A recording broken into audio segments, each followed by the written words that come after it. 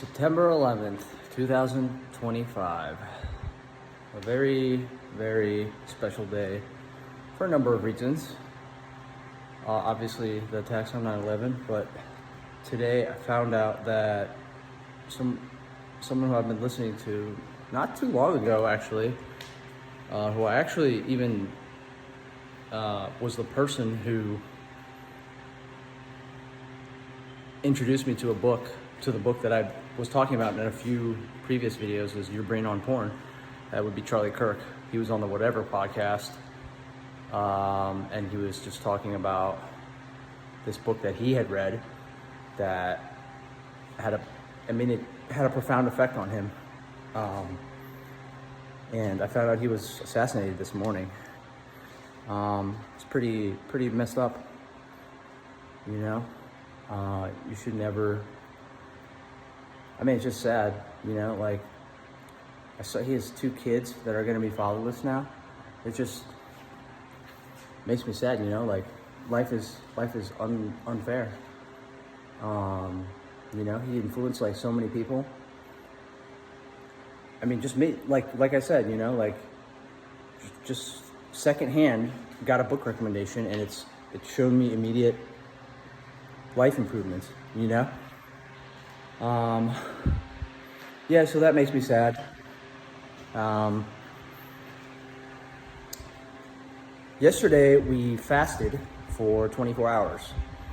So because we ate Skyline chili just before we went to bed the night before, at like midnight-ish, we didn't have a meal from that meal until yesterday's meal, just before bed, which was, it was not healthy by any means. I went to 2 dessert places with the girlfriend, and just got like this big thing of cookies and 2 like amazing desserts, because I just couldn't, I was forcing myself to study poker, but I just couldn't, like, my brain just couldn't, like, I just couldn't function because I didn't have food in my body, you know? But my friend Jimmy told me that your body gets used to it, and that kind of just becomes second nature. And he does it like once a week. So I'm thinking about, I'm actually gonna research like doing exactly what I did yesterday every day. So that's don't eat for 24 hours, have 1 meal and 1 meal only, eat whatever you want, and then wake up and continue with the daily 2 hours of exercise, including cardio and weights. I'm gonna research that a little bit. Want to give a shout out to another magic friend of mine, guy who, he was one of the first OGs who transitioned from magic to poker, and, you know, made a lot of smart financial decisions with his money, including buying real estate and stuff that, you know, I took a lot of lessons from. Not like all of the lessons from him, but yeah, one of my first actually like wagering interactions involved him before I even knew him was at 1999 U.S. Nationals. I was there. It was at Origins in Columbus, Ohio, and I grew up in Cincinnati, Ohio, and it's like a big thing.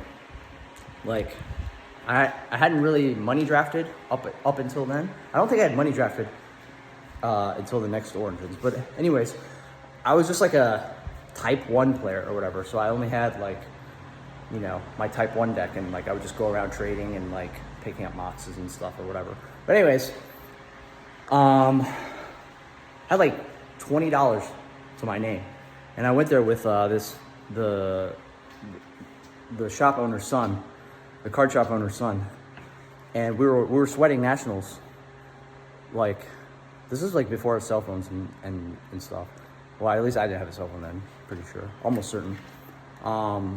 And the ham was playing White Weenie, and John Hunka, also from Ohio, Cleveland, was playing like this combo deck, this insane like Enchantress combo deck. I don't even know, like, basically it was combo versus beatdown. And Ham was down 2 games. He was down 2-0. So he had to win 3 straight in order to become U.S. national champion. And I just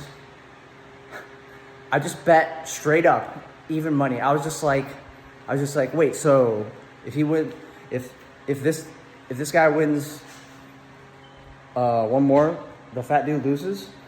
And he was like, yeah. And I was just like, bet it all. How much? Or I just like looked at my wallet and I was just like, all right, I'll bet you $20 that the fat guy wins. And the fat guy being Ham, obviously. I'll bet you $20 that the fat guy wins. And he was just like, are you, like, he just like snapped me, you know? And I'll never forget, like, he had this thing where, like, anytime, like, he took a, like, where he, like, didn't draw a land, my friend Dan, his name is Dan Shipman, and every time he didn't draw a land, or, like, you know, just got frustrated, he'd do this thing where it was like his cheeks would puff up. He'd go like, you know? And, like, every game, just like as Hunka was just getting mana screwed and Ham was just beating the piss out of him with, like, Waylay and, like, White Knight or whatever, I don't even know, Mother of Ruins, like, he just kept, like, doing the puffy thing, like, you know? And, like, I was just sitting there laughing because I had no idea what was going on. Like, I literally just, you know, because also, like, the way it was broadcast back then, you, like basically, like, had to stand on a seat. I mean, and there was, like, one TV or something. I don't know. Like, I literally, like, just couldn't even sweat the match. That's how, like, far back in time it was, you know? And he won.